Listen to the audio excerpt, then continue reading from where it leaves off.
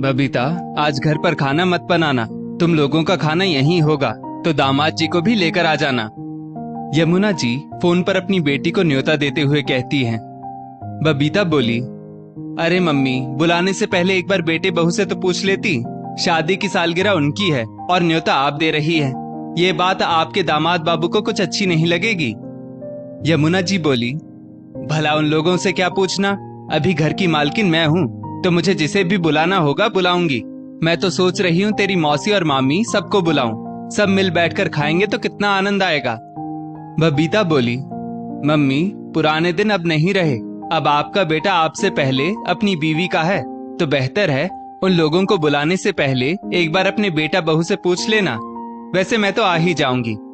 इतना कहकर बबीता ने फोन रख दिया। ये बबीता भी ना कुछ भी बोलती रहती है। आज भी इस घर में वही होगा जो मैं चाहूंगी, हाँ नहीं तो। यमुना जी बड़बड़ाते हुए अपनी बहू नेहा के कमरे की तरफ गई।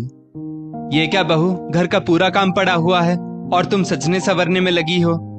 नेहा बोली, क्यों, क्या हुआ माँ जी?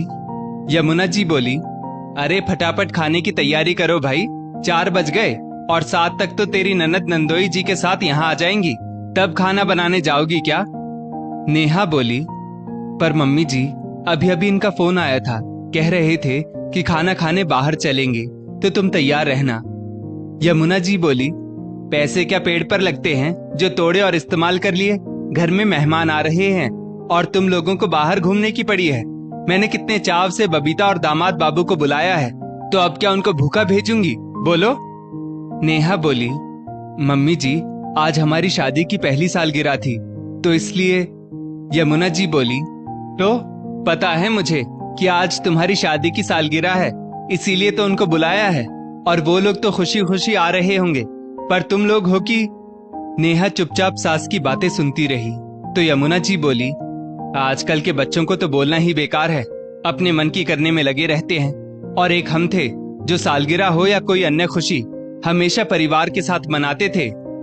नेहा बोली, पर मैंने नहीं कहा बाहर जाने के लिए मम्मी जी, ये तो इन्होंने ही कहा कि।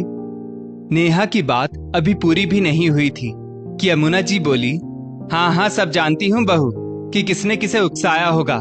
मेरा मानव तो ऐसा नहीं था। अरे वो तो हर खुशी अपनी बहन के साथ ही सेलिब्रेट करता था। यमुना जी बड़बड़ाती हुई बाहर चली गई। नेहा की आंखें नम हो गई, तो जो साड़ी उसने तैयार होने के लिए निकाली थी वो उसने वापस अलमारी में रख दी और रसोई में चली गई। दरअसल नेहा की शादी को आज 1 साल हुआ था। शादी के बाद जब नेहा और उसके पति